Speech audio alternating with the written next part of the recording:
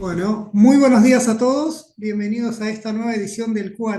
Hoy con un amigo de la casa, un amigo personal. Nos acompaña Fausto Spotorno, como ustedes seguramente ya lo conocen. Fausto es director de Orlando Ferreres y Asociados. También tiene otras actividades, pero bueno, nos pareció un buen momento para charlar con Fausto, que nos cuente cómo está viendo la situación en el corto plazo. Obviamente vamos a hablar de inflación, vamos a hablar de cepo.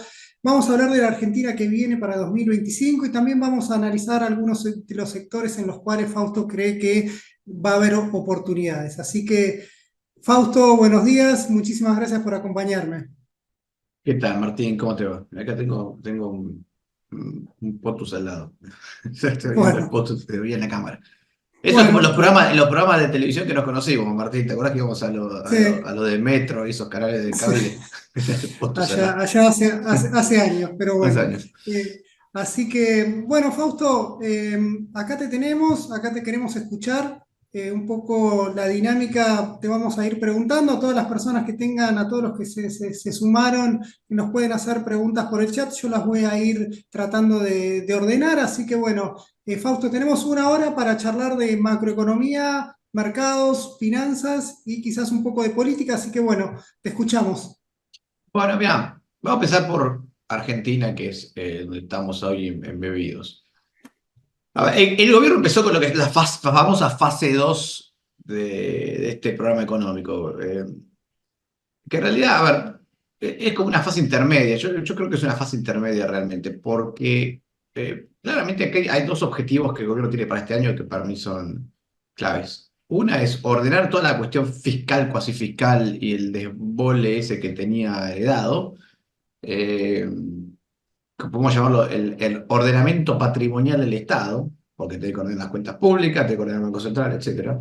El gobierno separó, si querés, en dos. Lo llamó fase uno, la parte fiscal y todo ese proceso, y la fase 2, este ordenamiento que estamos hablando del Banco Central, que básicamente, simplificadamente hablando, es canjear deuda del Banco Central, todas las deudas que eran de LELIX, de Levax, después LELIX, después PASES, a bono del tesoro. Algo que de hecho medio ya lo sabíamos. Los bonos del tesoro dividido en dos, el LECAPS dado que es una compañía de mercado, saben, podemos dar los nombres de los bonos. El LECAPS y el LEFIS, ¿no? Todos son dos instrumentos diferentes, son dos tipos de bonos diferentes, dos tipos de instrumentos, pero los dos dependen de sus pagos del tesoro.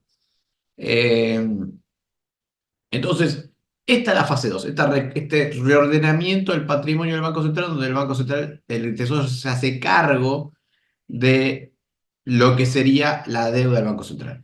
Que claramente, cuando uno mira los nombres, las fases, tienen sentido. Si vos querías que el Estado se hiciera cargo de la deuda del Banco Central, tenías que primero ordenar las cuentas del Estado, que fue lo que el gobierno creo que llama fase uno, si querés. Eh, y después dijo el propio ministro, la fase 3 será efectivamente la salida del CEP. Que ya empezó a aparecer, porque ya empezó a salir algunas normas para flexibilizarlo, etcétera. Entonces, estamos en este es, digamos, si uno mirase el año, bueno, este es el objetivo del año. El objetivo del año es ordenar las cuentas públicas, ordenar el Banco Central y salir del CEP. Y me parece que es lo razonable en cuanto a esquema de programa económico, ¿no? Por lo menos de este programa que yo llamo un programa de transición. ¿Por qué este es el programa de transición? Si ustedes escuchaban a Milei hace 8 meses en las campañas, él te hablaba de dolarización, o competencia de monedas, porque lo llamaban indistintamente, de desregulación, etcétera. Bueno, ese programa todavía no está en funcionamiento. Esto más bien parece algo que podría haber hecho el gobierno de PRO o el gobierno de Juntos por el Cambio, como quieras llamarlo, o incluso por ahí hasta un propio gobierno de masa podría haber ido por este esquema, ¿no? Entonces, eh, esto era algo que había que hacer sí o sí y es un programa de transición. Muy bien, ¿en qué? Ahora, el tema son las consecuencias de este programa o cómo va a afectar este programa a la economía. Nosotros lo que nos interesa sobre todo ver dónde poner la plata, lo que nos interesa es saber cómo va a afectar. Primer efecto. que se ve es, bueno, hay una reducción fuerte de la emisión monetaria, un apretón fiscal y monetario importante, y eso hace que la inflación esté bajando. Y siga bajando. De hecho, el dato de inflación yo todavía no tengo el dato final de julio, pero tengo 4 semanas, me faltan estos días, o sea, el lunes, martes y miércoles de esta semana, y ya me está dando 3,5 la inflación total. ¿Mm? Y la inflación núcleo nos está dando creo que 2,2, ahora te digo bien el número, 2,2. O sea que cuando el ministro de Economía dice, vamos a terminar una inflación del 1 para septiembre o algo por el estilo, bueno, primero hay que ver de qué inflación está hablando, pero me parece que está hablando de la tendencia de una inflación que por ahí es más parecida a la núcleo que otra cosa, porque la núcleo podría ser que empiece con 1 en, en septiembre, dado que ya te digo, el número, a ver si voy a mostrar un grafiquito, si puedo rápido. Este es un gráfico de lo que es la inflación semanal. A ver, esto es para ilustrar un poquito el. No sé si ven ahí. Esto lo iba a poner, esto no lo puse en el PowerPoint que tengo armado, pero es simplemente para verlo. Fíjense que si uno ve la inflación núcleo, que es esta que está acá, ¿m? Lo que estamos, ¿la estás viendo ahí, Martín? Sí, sí, se ve Acá perfecto. está. 2,2 la núcleo, 3,5 la general, estos 4 semanas de julio. Y cuando uno mira la inflación semanal, que es el grafiquito que está abajo, se está destrozando la inflación semanal. O sea, la tendencia es bien hacia la baja, bien hacia la baja. Y sobre todo esto se ve a partir de marzo, que es esto que estamos viendo acá, ¿no? Estos son, acá, para que vean qué significa esto, cuarta semana de marzo del 24, ¿no? Eso se lee esto. Y lo que estamos viendo es esta pendiente negativa de la inflación que sigue bajando, sigue siendo hacia la baja. Lo que pasa es que acá ya empieza a ser más difícil de ver porque estamos hablando de números mucho más pequeños. Pero la inflación sigue siendo una inflación a la baja, claramente, claramente una inflación a la baja. Y me parece que hace el resultado que el gobierno va a querer mostrar este año. De hecho, para el año que viene estamos esperando una inflación mucho más baja y estamos viendo si llega a 30, ¿no? El año que viene. Siempre y cuando la núcleo, vos ponen alrededor de 30 va a estar la inflación del año que viene, siempre y cuando la núcleo se mantenga en esto alrededor del 1%, 1,5%. Yo creo que el año que viene vamos a estar hablando de una inflación mensual de 1,5%, 2%, hay que ver el tema tarifas, etcétera, ¿no? Que es lo que te puede impactar más, porque sigue necesitando correcciones, ¿no? Entonces, no me extrañaría que tengas un 2% en algún mes del año que viene, pero me imagino una núcleo ya andando entre 0 y 1,5%, entre medio y 1,5% todo el año que viene, con una total que puede estar entre 2 y 1 mes a mes, dependiendo de cómo va la noche. Un poco más de 2 dependiendo de las tarifas, etcétera. Entonces, la tendencia de la inflación es claramente hacia la baja. El otro problema, lo otro que quiere el gobierno coordinar ahí es el tema del tipo de cambio, donde termina el tipo de cambio. Ahí es donde el gobierno tiene, para mí, el mayor riesgo, la mayor dificultad real. Si uno lo escucha a Milei o al ministro de Economía, lo que va a decir es, no, nosotros estamos dejando de emitir, el tipo de cambio tiene que va a ir convergiendo, va a ir bajando el tipo de cambio libre, la brecha va a ir bajando, se va a ir apreciando el tipo de cambio. Recordemos que una economía con cepo, la brecha cambiar es el tipo de cambio de mercado. Aproximadamente, ¿no? Aproximadamente. ¿Por qué? Bueno, porque si todas las monedas de Latinoamérica se devalúan, nosotros ¿cómo lo percibimos? Lo percibimos como un aumento de la brecha, ¿no? Si hay una apreciación de las monedas latinoamericanas o de las monedas de la región, lo que percibimos es un apretamiento de la brecha. ¿Por qué? Porque el tipo de cambio oficial es fijo o tiene una leve tendencia positiva. Entonces, que la brecha se achique o sea grande depende mucho del mercado. ¿Mm? Y el gobierno acá tiene el problema de la fase 3. Fíjate que hay un dato interesante de esto, es que a medida que las fases van aumentando, el gobierno tiene cada vez menos perillas para controlar el proceso. O sea, la parte fiscal es puro gobierno. Sabemos que nosotros los economistas decimos que el gasto público es una variable exógena. Se decide políticamente. El gobierno se tendrá que pelear con diputados, se tendrá. Por ahí un analista político te diría, no, no es una variable exógena porque depende de las negociaciones políticas. Bueno, pero para nosotros, los economistas, es un tema político. La política define el gasto público, tenés todas las perillas, cerrás y abrís programas como quieras. La segunda fase, tenés menos perillas. O sea, podés toquetear el programa económico bastante, pero, viste, el mercado tiene que subir la tasa de interés. Si baja mucho la tasa de interés, te escapa el tipo de cambio. Ya empezás a ver que cada acción tiene una reacción. Entonces, tenés bastante las perillas, pero el mercado empieza a jugar su juego, ¿no? La fase 3, que es la salida del cepo, bueno, ahí tenés todavía menos perillas, no controlas tanto las cosas. El gobierno puede querer hacer converger el tipo de cambio al tipo de cambio oficial. O sea, uno lo que se imagina, de acuerdo a lo que dice el presidente, es el tipo de cambio libre va a ir bajando, el tipo de cambio oficial va a ir subiendo el 2%, y eso va a encontrarse en un punto intermedio, y ahí salimos del cepo suavemente, ¿no? Un aterrizaje suave, una salida suave del cepo. Eso es lo que el gobierno te está diciendo que va a hacer. Lo cierto es que eso no es tan fácil de hacer, ¿no? Porque del otro lado juegan, ¿no? Del otro lado hay un mercado que dice, che, para mí el tipo de cambio está alto, está bajo. Para esto, ahora voy así a hacer un patrón gráfico que le gustó mucho a Caputo en su momento. Ahora también debe estar gustándole, pero no sé si tanto, pero no compartí nada. Me lo presenté, pero se lo vamos a compartir. Este es el tipo de cambio a junio. Junio porque no tengo la inflación de julio, pero a ver si lo puedo ampliar más. Histórico. Es el tipo de cambio desde 1870 hasta hoy, traído a precios de hoy. ¿Mm? O sea, si yo digo cuánto es el tipo de cambio, 1870, ¿cuánto era el tipo de cambio peso dólar a precio de hoy? Bueno, a precio del tipo de cambio en 1870 era, ahí se ve, 680 pesos.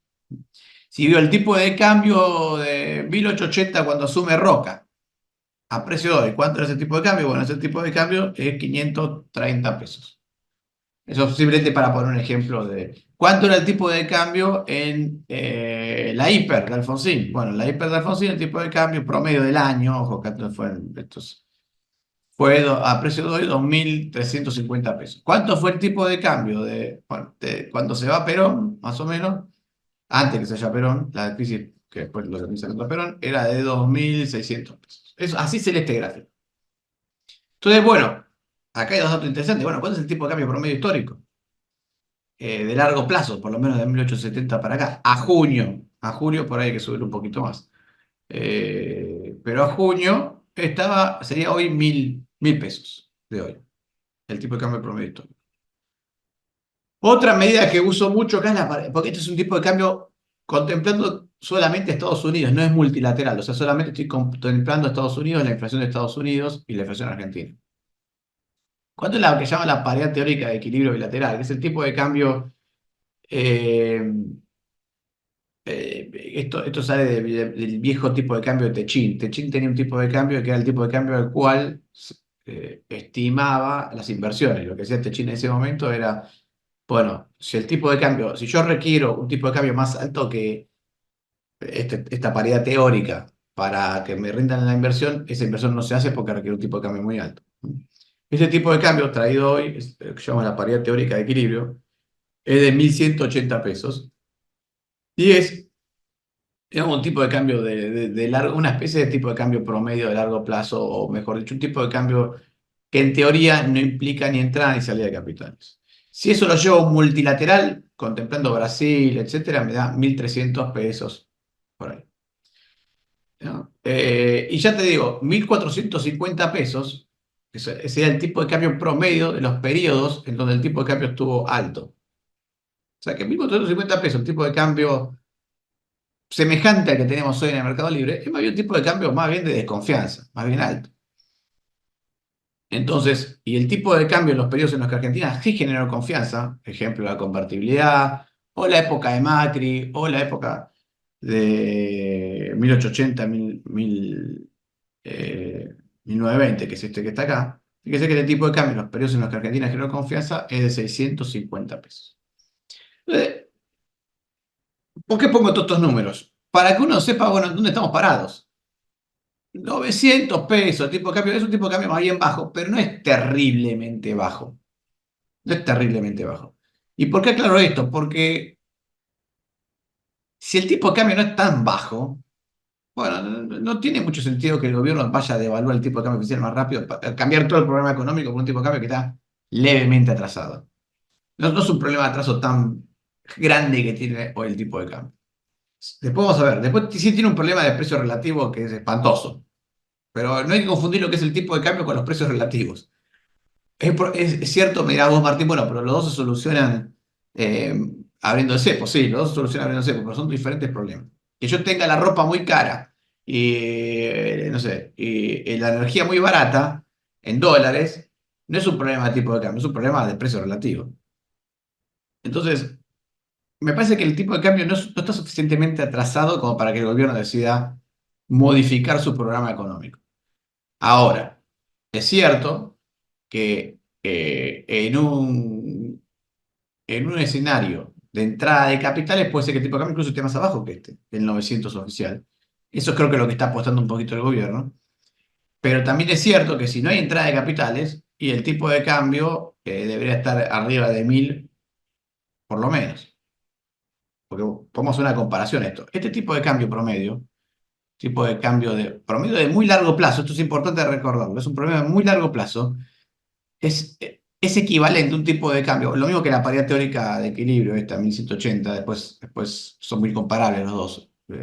Lo más probable es que cuando China haya hecho este cálculo, haya tomado un promedio que sea histórico a largo plazo, que sea diferente al que estoy tomando yo. ¿Tá? Así que podemos interpretar los dos de alguna forma. Entre 1000 y 1100 está el tipo de cambio promedio. Al ser de muy largo plazo, lo importante es que es un tipo de cambio donde no hay ni entrada ni salida de capitales, porque en el muy largo plazo todos los capitales que entraron salieron, ¿no? Esto es un equilibrio del mercado a muy largo plazo. Uno lo que está tratando de hacer en el fondo es, che, ¿cuál es el tipo de cambio al que no entran ni salen capitales? O sea, donde las cuentas externas están equilibradas. Eso es lo que uno trata de percibir. ¿Por qué? Porque si yo consigo ese tipo de cambio, saber que entre 1000 y 1100, 1200, pongámosle pesos de hoy, un poquito más de 1000. Está el tipo de cambio donde no entran ni salen capitales. Entonces, ¿qué significa? Que si entran capitales, el tipo de cambio tiende a bajar de 1000, para redondear, y si salen capitales, el tipo de cambio tiende a subir por arriba de 1000. Si salen muchos capitales, como por ejemplo en el 2001, bueno, el tipo de cambio, el 4 pesos 2001 era un tipo de cambio de 1600, 1650 de hoy. Es una salida muy fuerte de capitales. Y una entrada muy fuerte de capitales, por ejemplo, como la que tuvo la convertibilidad, sobre todo al principio, te lleva un tipo de cambio de 550, etcétera. Lo mismo que en la época digamos, la década del 80 y toda la época en que Argentina se estaba armando, donde además había altas tasas de crecimiento, o en la época de Macri, ¿no? Lo que pasa es que, por ejemplo, este tipo de cambio bajo duró muchos años porque la tasa de crecimiento de la economía argentina, escuchate esta, era del 11% anual. Entonces, claro, creciendo al 11% anual te banca cualquier tipo de cambio. Macri no creció nada y así terminó la precisión cambiaria. En la época de Menem hubo un gran crecimiento al principio, que se sostuvo, que permitió sostener el tipo de cambio bajo. Después, cuando se acabó eso, el tipo de cambio quedó muy bajo, ¿no? Entonces, la pregunta es, si yo tuviera que salir del tipo de cambio, a salir de la cepo, ¿a qué tipo de cambio va la economía? Bueno, lo más probable es que hasta que no tendré capitales, y el tipo de cambio que esté por debajo de 1000 es muy poco probable que esté debajo de 1000 hasta que no te empiecen a entrar capitales. Y yo no creo que salgas del cepo y el otro día te empiecen a entrar capitales. Lo más probable es que salgas del cepo, el tipo de cambio se te vaya a algún nivel a precio de hoy, posiblemente más cerca del tipo de cambio libre, 1400, algo así, pero ese tipo de cambio es muy alto. Top, que es lo que estamos viendo acá. 1400, 1450 es un tipo de cambio alto para una economía que no tiene cepo cambiario.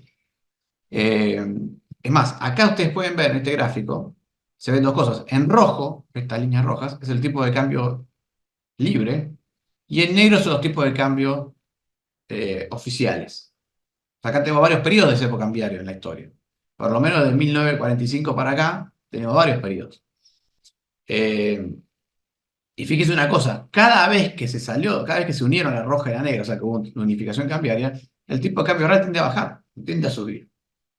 Muy difícil que tienda. Entonces, acá, por ejemplo, en 1960 se sale del cepo, se unifica los mercados de cambio, baja, se unifican en lo que sería hoy 1.450 pesos, y después sigue bajando, términos reales, o sea, que puede ser que suba la inflación, o que fue, o sea, no necesariamente que baje el tipo de cambio, pero parece que el tipo de cambio fijo y subió la inflación, y se volvió a la paridad, y se equilibró en la paridad teórica de equilibrio, después acá se volvió a poner un control de cambios, brevemente. En los 70 se volvió a unificar al principio, o había unificación, había dos tipos de cambio, pero muy, muy apretaditos. Después el cepo, de mediados de los 70 en adelante, otra vez tipo de cambio alto, etc. La unificación de Martínez Dios con la tablita, súper apreciación cambiaria, pero otra vez, se unifica y se aprecia, se unifica y se aprecia. Y eso en cada unificación termina una apreciación. Después viene un proceso de apreciación, no, para acá la de Macri es acá. Este, Fausto, sí, perdona que te interrumpa ahí para un poquito ir más al corto plazo. Está claro que cuando uno mira Argentina, elige tu propia aventura, ¿no? Porque sí, tampoco es que siempre todos esos tipos de cambios terminaron en crisis, o sea, siempre lo sí, sí, sí, importante sí. para toda política económica es tratar de no volver a ese punto de quiebre. Ahora, la pregunta que te quería hacer, Fausto, es un poco, la verdad, me sorprendió un poco tus números de inflación. Estás marcando ya un 1%, es como que ese proceso de desinflación va muy fuerte y como que estás casi a un poco de las condiciones que había planteado Milei para salir del cepo, ¿no? Milei Sí. había dicho que tenemos superávit fiscal, sanear el balance del Banco Central, que sería toda la fase 2 y que la inflación converja a cero y converja al tipo de a la devaluación. O sea, viendo tus números, es como que estamos a la vuelta de la esquina de levantar el cepo, ¿o no? Sí, yo creo que sí. A ver, si yo si fuera el ministro de Economía en este momento, en mi mente estaría a la vuelta, estaría cerca de hacer ese. Eh, Porque la inflación ya está bajando bastante. La núcleo es 2,2, ¿viste? Te demostré el número de inflación, 2,2, estás ahí, del 1, que empiece con 1 en septiembre, si estás hablando de la núcleo, que además es la que yo me hablaría, ¿no? A ver, en el mundo se habla de la núcleo en general, cuando las políticas monetarias económicas se definen por la núcleo, no se definen por la total. A menos que haya alguna particularidad, pero en general los bancos centrales miran al núcleo. Eh, para aquel que no la siga, la núcleo es la mayor parte de los precios están en la núcleo, no es la total. La total es la más volátil, se le sacan todos los componentes volátiles, pero si vos querés mirar tendencia, vas a mirar la núcleo. Por eso es que es tan importante la núcleo. La núcleo está ahí, que empiece con 1, probablemente a este ritmo, ya en agosto empieza a ver la núcleo empezando con 1, por ahí. Después hay que ver que saca el INDEC, ¿no? Que tenemos algunas diferencias con el INDEC. Nosotros mismos Gran Buenos Aires, el INDEC mide nacional, etc. Pero no, estás cerca. Septiembre está cerca de tener. Por eso te digo, si estamos hablando de la núcleo, en septiembre podrías empezar con 1 en la inflación. Fausto, y ahí aprovecho, ahí te hago una sobrepregunta sobre eso, porque gran parte un poco también del ajuste de precios relativos que teníamos en Argentina, o llamámosle dentro del IPC, ¿no? Teníamos el componente de servicios como que nos ponía siempre un piso a la inflación mensual, ¿no? Como sabíamos que teníamos ajustes de precios de servicios que tan fuertes y que tenían una participación de 30%, vamos a generalizarlo un poco menos, Sí. en el IPC siempre esos ajustes nos ponían un piso. Incluso también el gobierno le sacó el pie del acelerador a eso, no la subió en junio, perdón, no la subió en mayo, no la estaría subiendo en julio, no sé No, cómo era En el julio impacto. no sube. En julio obviamente lo interrumpió. ¿Cómo ves ese proceso en el cual las tarifas y sobre todo los precios de los servicios públicos tienen que llegar a un nivel de equilibrio, si es que existe, ¿no? De manera de que la cuenta de subsidios un poco nos saque esos fantasmas de déficit fiscal. Bueno, yo creo que eso el gobierno lo está postergando por una razón. El gobierno quiere dar señales, es casi te diría de táctica económica. El gobierno cada tanto quiere mostrar cuál es la inflación. Entonces, fíjate lo que hizo. En mayo lo postergó, lo sacó en junio. Inflación de mayo y junio, la total dio parecida. La núcleo bajó. Pero el gobierno cada tanto quiere mostrar, che, ojo, no suban tanto los precios que estamos en una inflación más baja. Y para revelar eso, para que ese número se refleje en los datos de inflación, tiene que sacar los componentes más inflacionarios, ¿no? Los componentes más volátiles. En julio no está la tarifa, sin embargo hay algunos aumentos como yo te digo, mío GBA, tengo algunos aumentos como subtes, etcétera, que pegan. O sea, no tampoco controla el 100% de las tarifas del gobierno, entonces te tenés algunos impactos. Y para mí lo está tratando de manejar así. Ahora, esto hace preguntar otra cosa. Primero, la deuda con las generadoras y el tema energético. ¿Cómo está eso? Que no lo tenemos tan claro, cada tanto sale algún número de cuánto es la deuda, etcétera. Y en segundo, eso te dice que el año que viene vas a tener que subir tarifas, y bastante. Ya de movida, el programa económico del gobierno, de movida, el gobierno, cuando presentó el programa, ya en diciembre, ya no tenía tanto aumento, tanto ajuste de tarifas. Yo creo que, es más, tuvo que ajustar más las tarifas de lo que pensaba, porque no le salieron otras cosas, digamos, ¿no? Pero de movida no tenía pensado tanto aumento de tarifas. Entonces, eso para mí va a terminar jugando en la inflación del año que viene. Vas a tener correcciones más fuertes de tarifas el año que viene, eh, o por lo menos vas a seguir con las correcciones de tarifas, y yo creo que no vas a terminar con el proceso hasta finales del 2026, en términos generales, ¿no? Por eso es que también creo que la inflación el año que viene va a costar que baje un poco más. Porque vos sabés que subís tarifas, está bien, esa es inflación no núcleo, pero pará, el comerciante va y te sube tarifa, te sube el precio. ¿Por qué? Te sube el precio del fideo, y porque tiene que pagar la electricidad de la heladera, que tiene que pagar el gas del restaurante.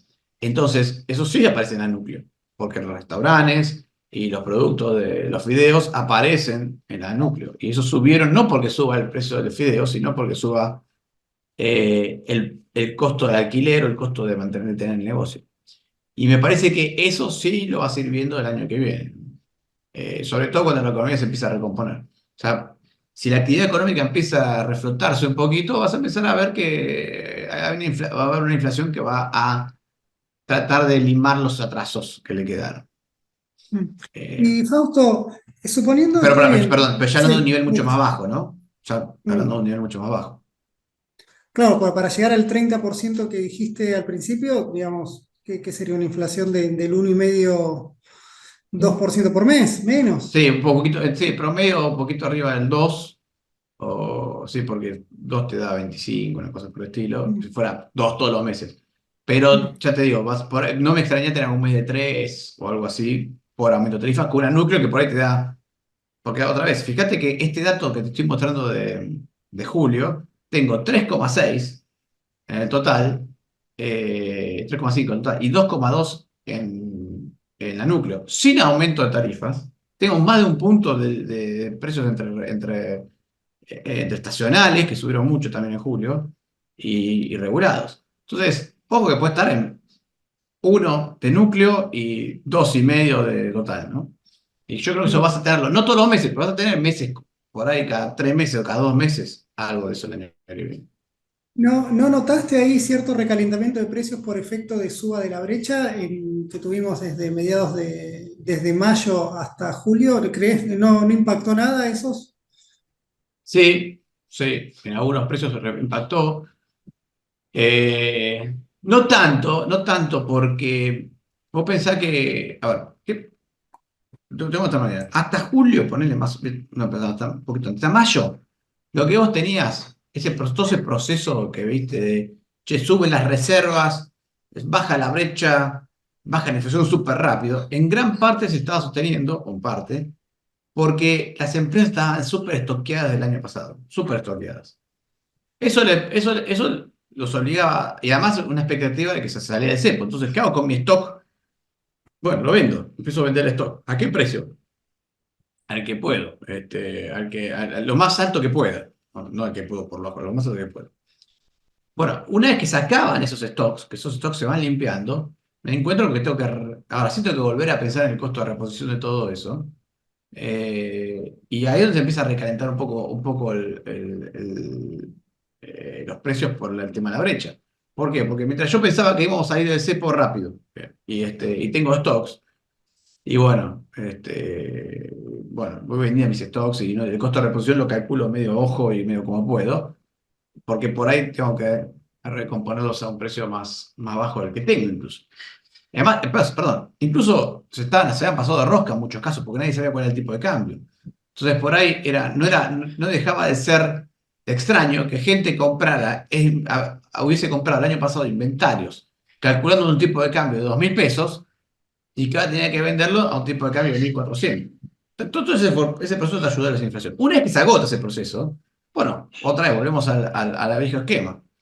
Che, tengo que recomponer stocks, quiero pedir importado, a qué precio, depende del costo de cuánto me cueste importar, depende de cuánto me tarde la importación, etcétera, etcétera, etcétera, de cuánto va a ser el costo de reposición, y ahí empezás a ver que empezamos a mirar de nuevo la brecha cambiaria como, como parte del precio, porque el comerciante cuando dice, "Che, yo voy a comprar inventarios, ¿le voy a poner el tipo de cambio oficial o le voy a poner un tipo de cambio el libre?" Y le pongo algo. El libre, algo del oficial, lo que me haya costado, dependiendo. Está bien, el presidente dice que vamos a converger a un tipo de cambio oficial. Bueno, no sé, qué sé yo. Por ahí sí, por ahí no, pero por si acaso le pongo un poco más, digo. Y Está así se va bien. armando los precios, ¿no? Fausto, entonces, siguiendo este camino, esta cronología que vamos viendo, es decir, tenemos inflación de julio en torno al 3,5%, vos la ves derrumbándose o por lo menos siguiendo esa tendencia de esa aceleración para los próximos meses. ¿Crees que estamos cerca de la salida del cepo? Y un poco nos endulzaste con el gráfico de largo plazo en el cual el tipo de cambio no está tan atrasado, pero algo atrasado está, o por lo menos un shock inicial de salto de tipo de cambio vas a tener. Sí. ¿De cuánto crees que puede ser eso? Y dos preguntas así. Primero, ¿de cuánto crees que puede ser ese ajuste del tipo de cambio? Y segundo, ¿cuánto crees que de eso se va a trasladar a inflación o si Argentina verdaderamente con este cambio de política puede eliminar esa mochila del pass-through tan alto que supo tener? Mira, no, yo creo que el pass-through va a estar. Lo que pasa es que por eso el presidente Milei dice, che, no voy a salir de cepo hasta que la inflación no sea cero o alguna cosa así, dijo.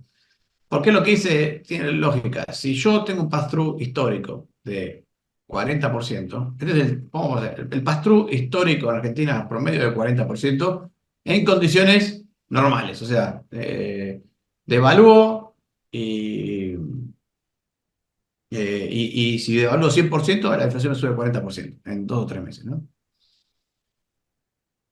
Ahora, primer punto.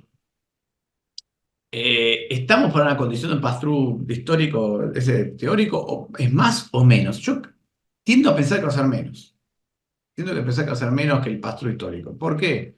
Bueno, porque ya como te cepo cambiario y hay muchos precios que están medio inflados por esto de que estás mirando medianamente el tipo de cambio libre, lo estás mirando de reojo cualquiera que pone precios en la economía, posiblemente ya tenga cargado un poco el tipo de cambio, un poco de la devaluación dentro del precio. Y se anticipó la devaluación. Un poco. El exportable, nada. Entonces, ahí sí tenés un impacto. Los exportables suben con el tipo de cambio, todo lo que sube el tipo de cambio. Y los importadores, ¿qué es, lo que, es, ese, que es el error que cometió Pradea? Que decía, no, ya están todos los precios metidos en la devaluación. No, en los exportables no. Y son más o menos la mitad de los bienes transables. O sea que sabés que la mitad de los bienes transables van a corregirse con la devaluación. Y no te cuento si además empiezas a sacar retenciones. Claro, después la pregunta es cuánto del precio de la soja, por ejemplo, impactan los precios locales, y muy poquito. Del maíz puede ser que más. El trigo puede ser que más también, pero es un porcentaje. Entonces, por ahí el patrón no va a ser 40% que es el típico, será 25, ponele, pero algo de patrón vas a tener seguro. En primer lugar. Yo creo que va a ser más. Hice un cálculo, no lo traje acá, pero a ver si lo tengo, pero un cálculo que habíamos hecho en algún momento. El tipo de cambio implícito en el índice de precio al consumidor hoy es de 1.200 pesos, más o menos. ¿No?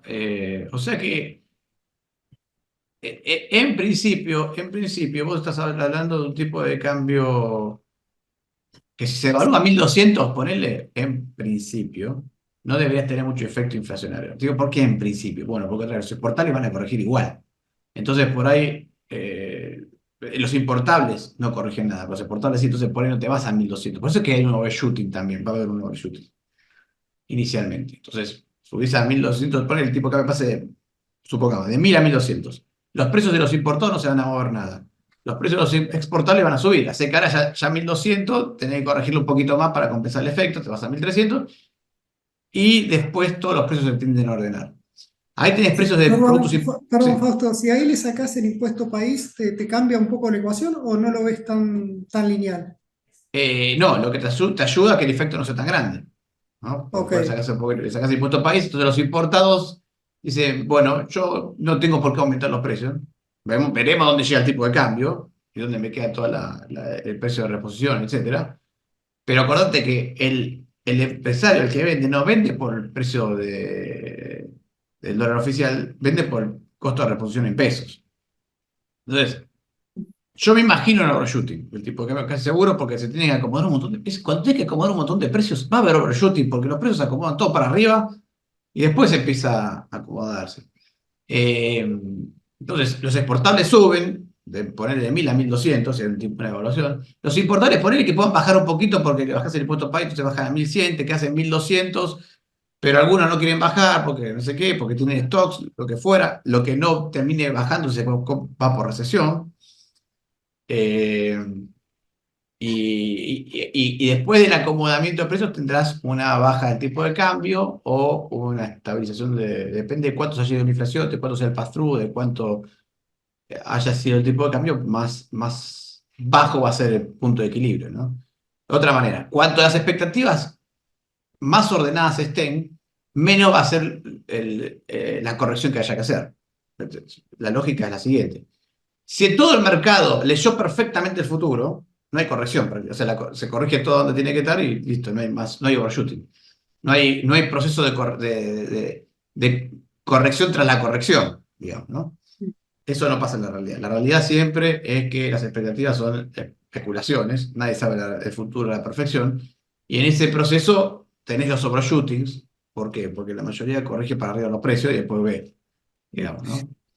Ahí, Fausto, y crees que también ahí el dólar blend, digamos, vamos un poquito más al corto plazo, tenemos que el Banco Central vendió divisas en junio, un mes que no debería haber vendido, o por lo menos nos sorprendió por esa venta, venía comprando a 2.500 por mes.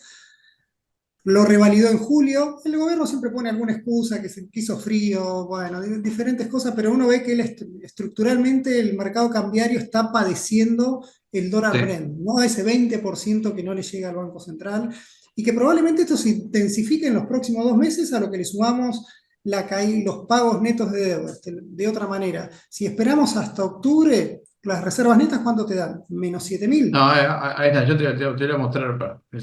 Bien puedes preguntarme dónde tengo los gráficos. Yo que sé, acá dice la calculadora del almacenero, che, cómo van a estar las famosas fuentes y uso de las importaciones de los dólares, de las necesidades de dólares.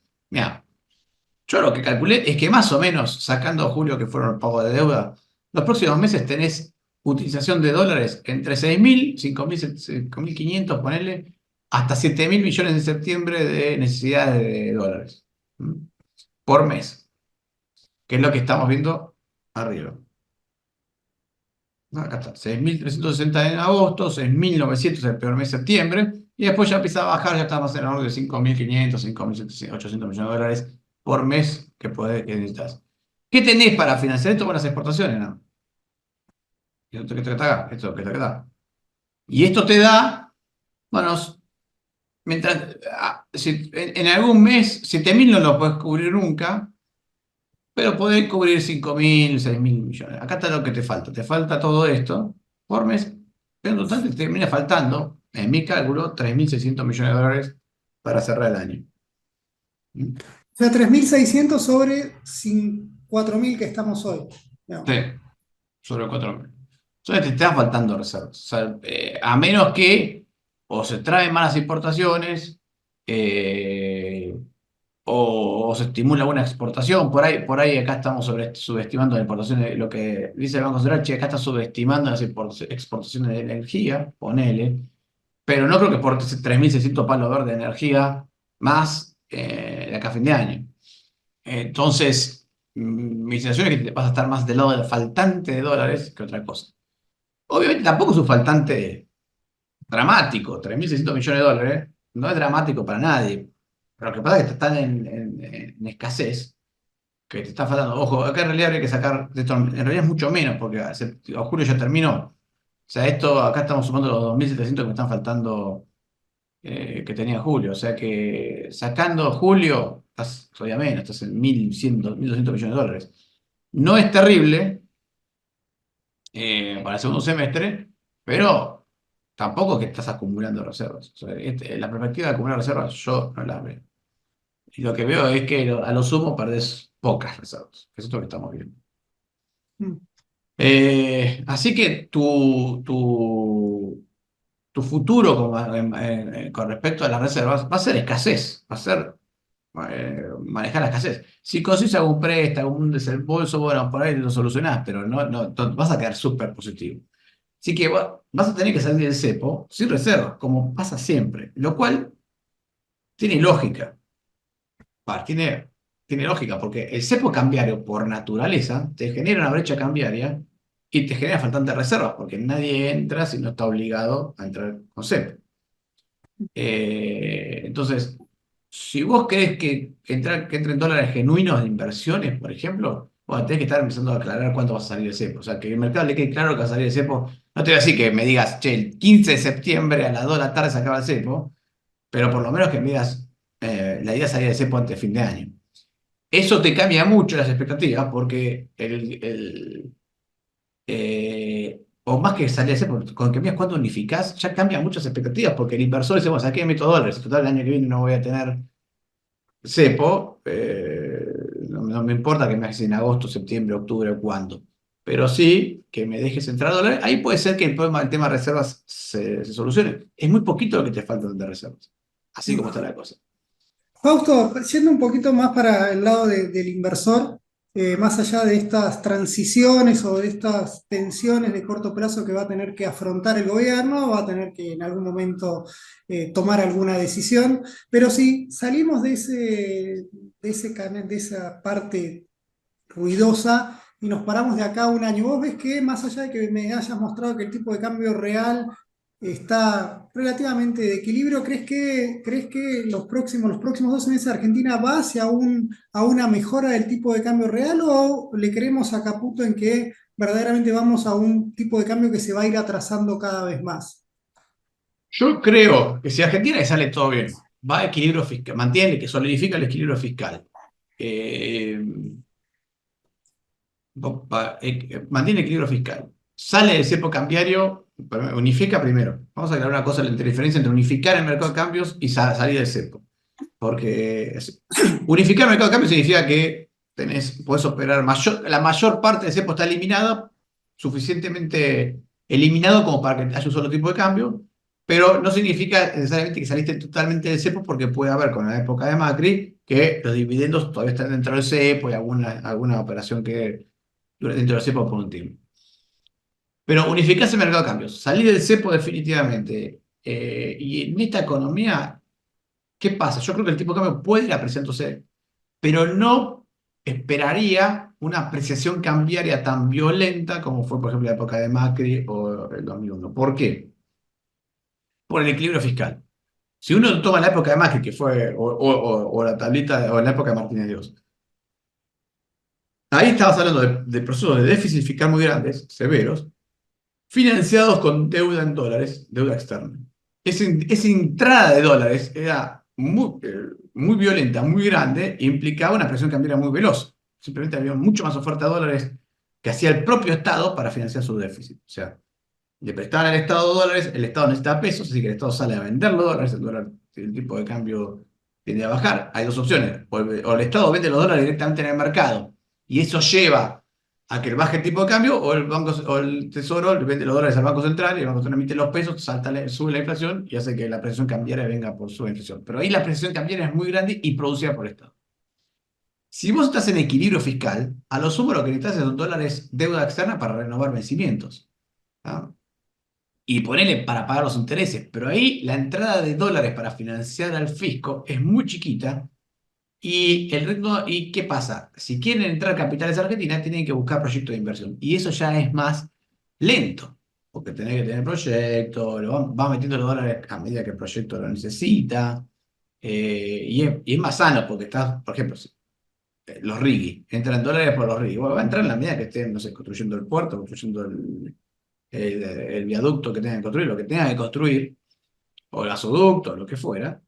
Y van entrando los dólares a medida que el proyecto va haciéndose. Y además tenés que conseguir proyectos para invertir y estudiar los proyectos. El proceso hace que el exceso de dólares no sea tan grande. Y después tenés una entrada de dólares adicional que puede surgir del propio argentino que vea que la cosa se estabiliza, que ya no necesita tener tantos dólares guardados, encanutados y salga a vender algo. Pero todo ese proceso es mucho más lento y mucho menos violento y fuerte que el que tuvimos, por ejemplo, en la época de Macri, que fue una gran entrada de dólares para financiar el fisco. Acordate que en el 2017 entraron 45.000 millones de dólares de un saque.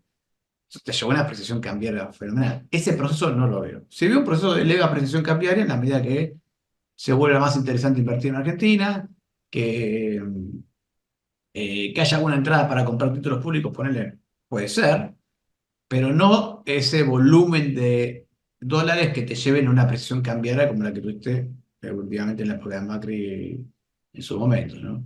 Pero Fausto, sí. ahí hablábamos de ese tipo de cambio que, porque todos ahí estamos viendo, bueno, como cuándo ponernos en calendario, cuándo va a ser la flexibilización del mercado cambiario o la unificación cambiaria, para Sí, decirlo en tus términos. ¿Qué política cambiaria te ves para el día después? ¿Va a ser un no. gobierno en el cual va a dejar flotar la moneda libremente? ¿Vamos a banda de flotación? ¿Va a apuntar a una dolarización? ¿Qué te imaginas ahí para el día después? Yo me imagino, eh, mira, me imagino que va a ser más bien una flotación sucia. El problema, flotación sucia es dejarlo flotar, pero bueno, trato de intervenir cuando el tipo de cambio tiene mucha volatilidad, ¿no? Que es una forma más, como digo, es como una entre bandas más flexible, por así decirlo. Eh, pero lo que pasa es que para eso necesitas reservas. Entonces no me extrañaría que haya algún financiamiento, alguna búsqueda de financiamiento internacional como para acumular reservas en el mercado, ¿no? Todo depende también de qué velocidad se recupere la demanda de dinero, si los argentinos estamos dispuestos si vemos que la cosa va muy bien y estamos dispuestos a vender dólares para hacernos de pesos, porque la verdad es que hoy está muy poco monetizada la economía, que es en parte lo que el gobierno apuesta. Entonces el gobierno lo que dice es, mira, si la economía está poco monetizada, por ahí hay argentinos que van a vender dólares para tener más pesos después, para poder funcionar, para que la economía pueda funcionar normalmente. Eh, y en ese caso, bueno, por ahí empiezo a acumular reservas porque la gente me vende los dólares. Ese proceso creo que se va a dar. Entonces, dependerá de cómo el gobierno acumule reservas para ver qué esquema cambiario va a tener. Ahora, si el gobierno, hay dos opciones. O el gobierno toma una deuda, abre el mercado, pues fenómeno.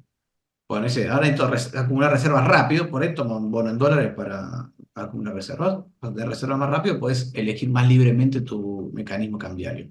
Pero si no tenés reservas, o las vas construyendo muy de a poco, no te queda otra que dejar flotar el tipo de cambio. ¿Mm? Este, Seguiría una flotación sucia, igual, porque si vos ves que el tipo de cambio tiende para bajar, bueno, comprar reservas, de hecho, comprar reservas. Pero con riesgo inflacionario, etcétera. Pero nada, la cuestión es que lo que yo creo que va a estar inicialmente una flotación sucia, me imagino el esquema. No me imagino ningún esquema entre bandas. Eh, yo creo que el presidente le gustaría que el tipo de cambio fuera 1.000, así después le saca 3 ceros y volvemos al 1 a 1 y toda esa historieta más Fausto, simbólica, pero no sé si se va a dar. ¿y crees que van a usar la tasa de interés en ese contexto como mecanismo disciplinador? Sí, sí, sí, sí. Yo creo que mientras tengas un tema inflacionario, a la vista, y claro, el problema inflacionario es no estar hablando de 5% de inflación anual, ¿no? La tasa de interés es clave, porque eh, te puede afectar mucho la actividad económica. Entonces, no podés permitir que la tasa de interés te vaya al 45% anual con la inflación del 10, te revienta todo. Entonces, necesitas tener un control sobre la tasa de interés. Eh, Yo creo que el control sobre los agregados monetarios es útil cuando estás hablando de inflaciones súper, súper altas, pero a medida que la inflación baja tenés que pararte sobre la tasa de interés. Casi es el microafinación, digamos, de la economía, de la política monetaria. Entonces, en la medida que la inflación baje, más vas a ir hacia la tasa de interés como mecanismo de control, y por ahí tenés alguna cuestión con el tipo de cambio, ¿no? Eh, Bueno, eh, Fausto, ahí nos estamos quedando ya en la recta final de esta charla. No quería dejar de preguntarte cómo ves el nivel de actividad. Es decir, ustedes miden mensualmente el PBI o el EMAE o el IGA, digamos. ¿Qué te está dando? Está viendo, todos sabemos, digamos, cualitativamente todos sabemos que el segundo trimestre teníamos las bondades de una mejor cosecha, que eso nos ponía un piso, pero ¿cómo estás viendo esta recuperación o por lo menos no profundización de la recesión y si ves una salida mucho más rápida o si vamos al promedio histórico de Argentina, que son 7 trimestres más o menos para recuperarse previo al inicio del no, ciclo recesivo? yo creo que vas al ciclo histórico, ¿no? Con algunos riesgos de frenada. Este, o sea, vos tenés una economía que por ahora está siguiendo la lógica de la recesión más. Vamos a decir, si uno quiere mirar, depende de cómo definas recesión. Si vos definís recesión como desde el momento en que la economía dejó de rebotar, de crecer, eso empezó en mayo del 2022, o junio del 2022. Después de ahí, realmente ahí empezó una recesión que duró empezó a caer la actividad económica, que duró hasta el segundo trimestre, hasta el tercer trimestre de 2023. Ahí hubo un rebote milagroso justo para el tercer trimestre, o sea, entre agosto y octubre del año pasado, y después en noviembre empezó otra recesión de nuevo. Eh, pero esa recesión que empezó en el cuarto trimestre del año pasado, si la ponemos desde ahí el punto de inicio, bueno, uno debería calcular de ahí 18 meses en adelante como para que la economía alcance su pico, para que recupere todo lo perdido. Y lo que estamos viendo es, básicamente lo que nos imaginamos es, primer trimestre, cuarto trimestre del año pasado caída, primer trimestre caída, segundo trimestre, esto que estamos viendo ahora es un estancamiento, ya tocaste un piso, parecería ser que tocaste un piso. El dato del EMAE que salió en junio, perdón, de mayo, mostró un rebote, pero nosotros había dado caída. En junio la industria nos dio caída, también le dio caída a la Unión Industrial. La actividad económica a nosotros en junio nos dio un rebote, después de que nos había dado en mayo caída. Sacándole el agro, estamos viendo una leve, leve, leve, leve caída del nivel de actividad económica. O sea, están todas las señales de un piso, donde tenés alguna cosa para arriba, algunas cosas para abajo.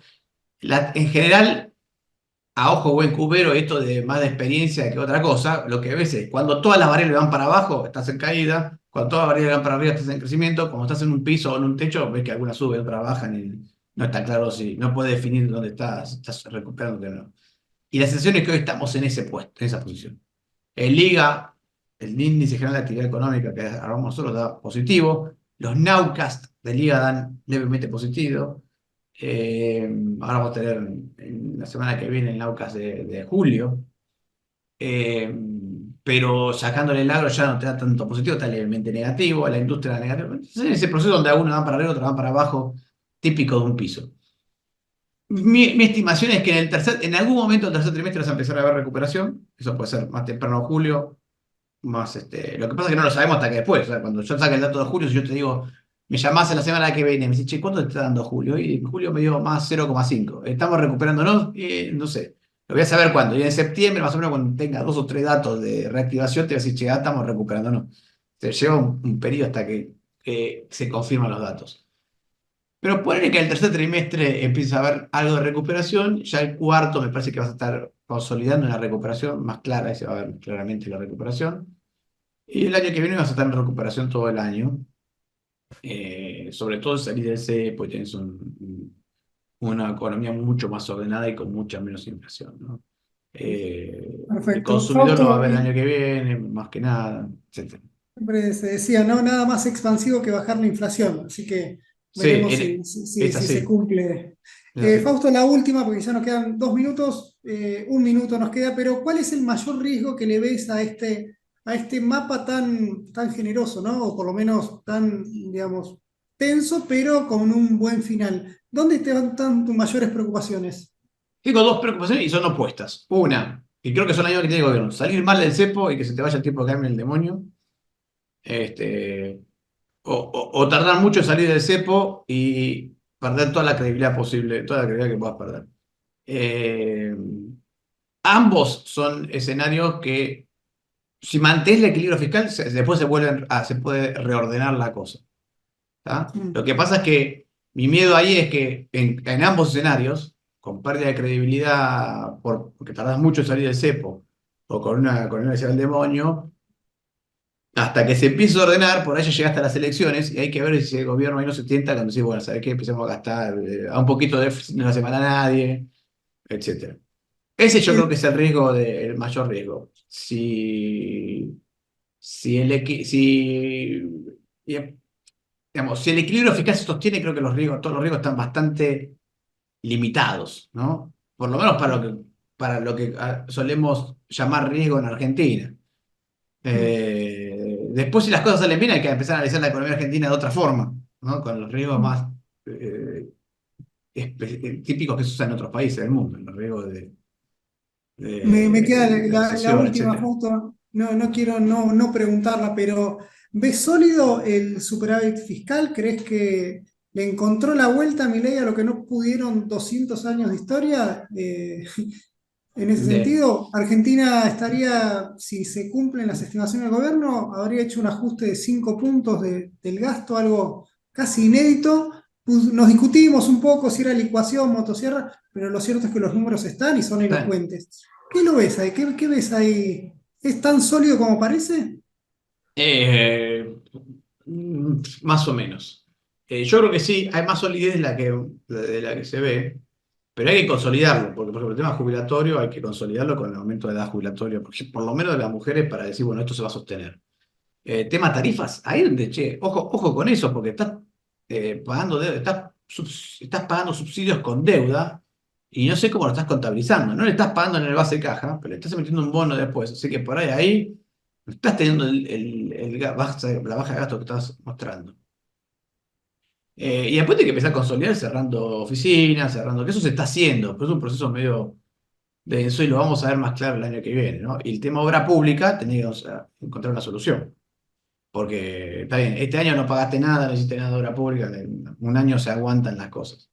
Pero el año que viene, viste, si la economía empieza a recuperarse, las rutas van a estar explotadas, te van a estar pidiendo infraestructura, que te van a decir, hacelo como quieras, con peaje, sin peaje, pero qué sé yo, arreglame la ruta esta o arreglame el empalme este. Qué sé yo. Hay obras públicas que hay que hacer, ¿no? Ok, ok. Bueno, Fausto, un placer que nos hayas visitado, muy buena. Me llevo algunos conceptos tuyos que, bueno, lo vamos a poner en la coctelera, ¿no? A la hora de hacer estimaciones. Me sorprendió tus números de inflación, me sorprenden un poco, pero bueno, bienvenidos sean buenos números. Así que, bueno.